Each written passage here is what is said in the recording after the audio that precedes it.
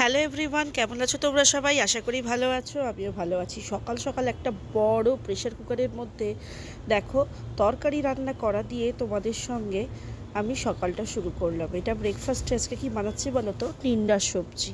দেখো, এইটা হলো নন বেঙ্গলিদের অত্যন্ত ভালো লাগার একটা খাবার।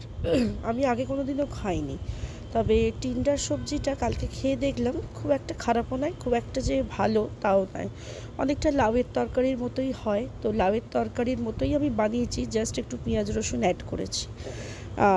নন বেঙ্গলিদের যদি এখন বলো পটলের দোরমা বা পটলের ডালনা বানাও, তারা কি আর বানাতে পারবে? তেমনি আমাদেরও এই অবস্থা।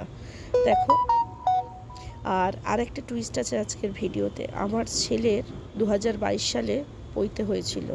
তো ফেসবুকে প্রত্যেকের এখন পৈতের ফটো দেখছি, আমিও অনেকবার আপলোড করেছি ফেসবুকে, কিন্তু আজকে ভাবলাম পৈতের ওই ভিক্ষে দেওয়ার যে সময়টা হয় না, তোমাদের সঙ্গে একটু শেয়ার করি।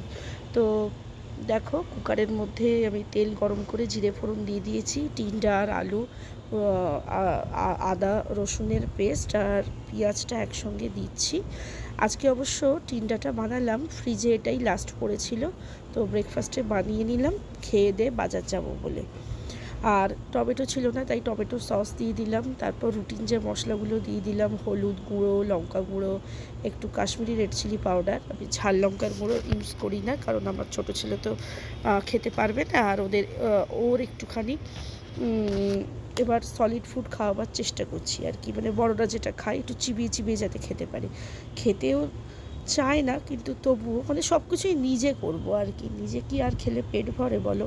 তবু যেটুকু খায় অভ্যেস করানো ভালো, কারণ নেক্সট ইয়ার থেকে ওকে স্কুলে দেবো, এখন থেকে অভ্যেস না করালে হবে না।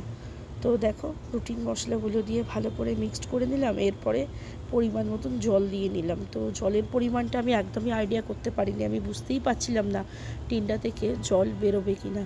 তো লাস্টে দেখি হ্যাঁ, অনেকটাই জল বেরিয়েছে। পরের বারে যখন বানাবো একটু মাখা মাখা বানাবো। তো দেখো, টিন্ডার সবজি আর রুটি রেডি হয়ে গেছে। হওয়ার পর বেরিয়ে পড়লাম। তো দেখো, এবার বাজার যাব।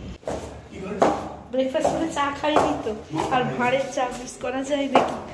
না, একটু গরমের ধাঁচ পড়ে গেছে, মা বেশি চা খায় না।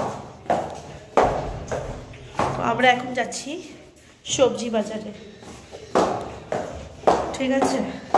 প্রথমে ভাঁড়ে চা খাবো, তারপর সবজি বাজারে যাব। ওকে। তো বাজারে এসে গেছি। গত সপ্তাহে বাজারের যা দাম ছিল, এবারে দেখছি প্রত্যেকটা সবজির আকাশ ছোঁয়া দাম। অ্যাকচুয়ালি হোলির জন্য বলছে বাজার দরটা বেড়ে গেছে। তো এরপরে দেখো, আমার ছেলের বইতে ছোট ছোট ভিডিও ক্লিপস তোমাদের সঙ্গে অ্যাড করে দিচ্ছি, তো সেটাই দেখতে থাকো।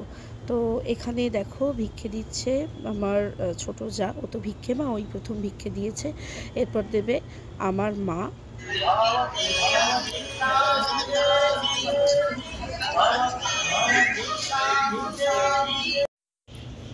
তো তোমরা তো সবাই অলমোস্ট জানো, যে ভিক্ষে মা হয় সে প্রথমে ভিক্ষে দেয়, তারপর মামার বাড়ির মামা, দিদা বা দাদু যে ভিক্ষে দেবে, দেন বাবার বাড়ির সবাই যারা যারা ভিক্ষে দেওয়ার, বা ফ্রেন্ড সার্কেলে যারা যারা ভিক্ষে দেওয়ার সবাই ভিক্ষে দেবে, ইভেন মা অবধি।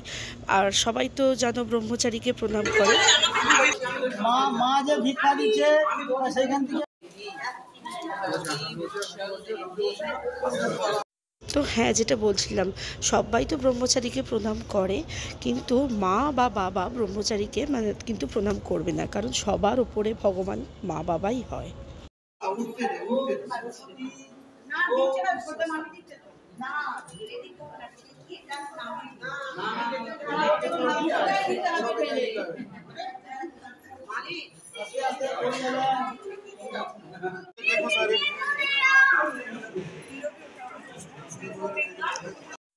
পৈতের সময় ফটোগ্রাফার তো ছিলই, কিন্তু এই ভিডিওগুলো আমার করা হয়েছিল ফোনেতেই।